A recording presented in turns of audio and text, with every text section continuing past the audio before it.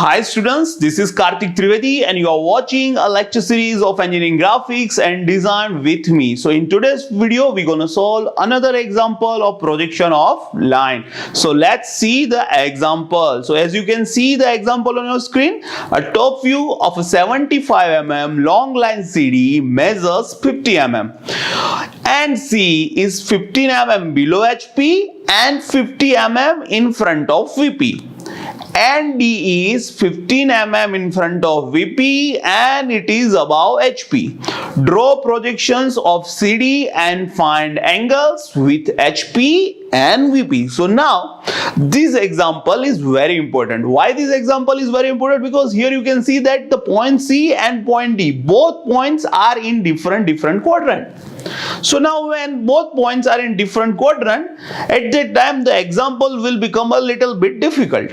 So at that time, how to solve that problem? For that you have to see this video. So first what we will do, we will write a given data. So now first we will write given data. So the first thing that we have with us is point D.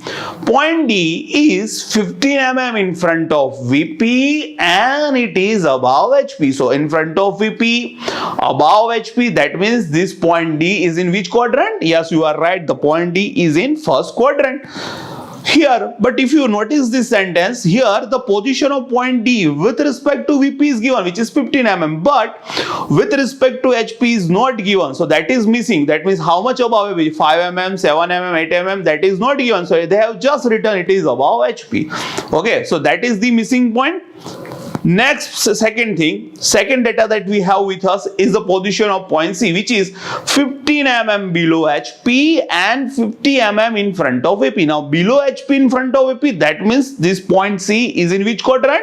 Yes, it is in fourth quadrant. Okay, so this point C is in fourth quadrant. So now you can see that the point D is in first quadrant, whereas point C is in fourth quadrant. Now third data that we have is true length 75 mm. So for that, read first line of the example, top view of a 75 mm long line CD. So 75 mm long line CD, that means true length is given, which is 75 mm. The next data is top view. So now again read the first line of the example, top view of a 75 mm long line CD measures 50 mm. So that means top view is given, which is 50 mm.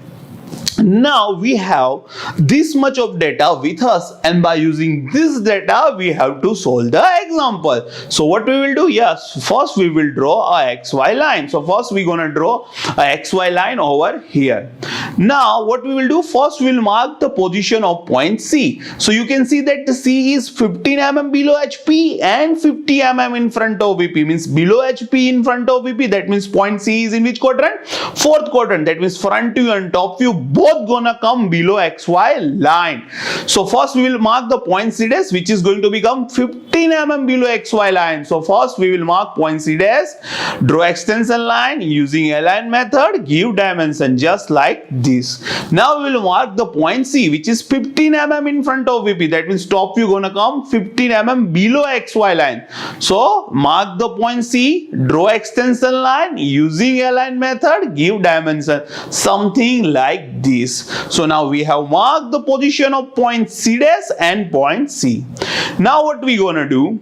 Now here you can say that they have written point D is 15 mm in front of VP and it is above HP. So point D is in first quadrant and D is 15 mm in front of VP. That means top view of point D will come 15 mm below XY line. So what we will do? From XY line we go 15 mm below, just like this, and from there we will draw horizontal line. So we know that on this line the point D is gonna come. So we will call it locus of D and D1. And also you can see that the point C dash is also below XY line. Point C dash is also 15 mm below XY line. So this is also going to become locus of C dash as well. So locus of C dash and locus of D and D1 both are going to be a coincide. So this is very important steps. Okay, now what we do?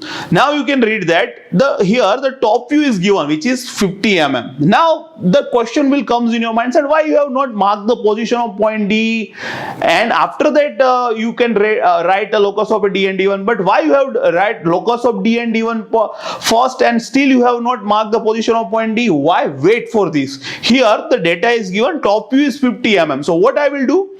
Now the top view is given which is 50 mm. That means I will take the distance equal to 50 mm and C as the center, put an arc on the locus of D and D1, and whenever it will intersect, it will be your point 2. Now I will mark the exact position of point D. So that's why I have done it later. So this is the trick. Now connect point C and D. So this is going to be your top view. Now we have to find the true length. So here you can see that the true length is given, which is how much? 75 mm. So what we will do? We know that the point D and D1 both going to become on the same line. So what we will do? We will take a distance equal to 75 mm and C as a center, put an arc on the locus of D and D1, and whenever it intersect, it will be your point D1. Now connect C and D1. So this is your true length. So this is important step. So till now, if you haven't got my points, or if you haven't got my explanations, just pause the video, repeat the entire process, and you will get it. Okay, so now in top view we have find the top view of length of top view CD, and also we have find the true length CD1. Now we are remaining with the position of point D dash and D1 dash. Now how to do it?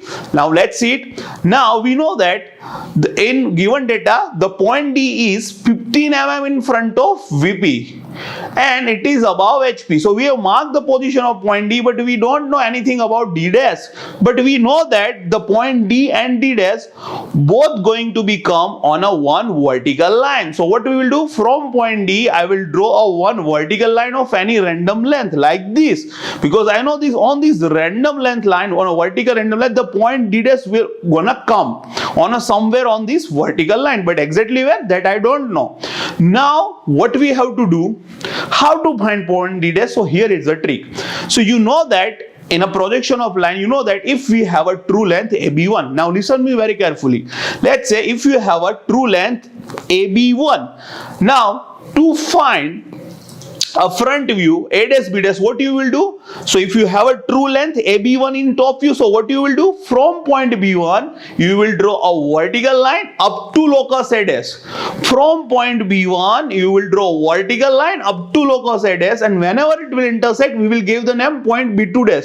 And now what you will do? Now take A dash B2 dash as a distance and A dash as a center, put an arc on the locus of B dash and B1 dash, and this is how we find the point B dash. But we have to do the same thing over here. What we have to do? We have to use the true length of top view. So here you can see that we have the true length of top view. Instead of AB1, we are having a CD1. So what I will do? From we have line CD1, true length, from point D1 I will draw a vertical line up to point C dash, up to locus of C dash.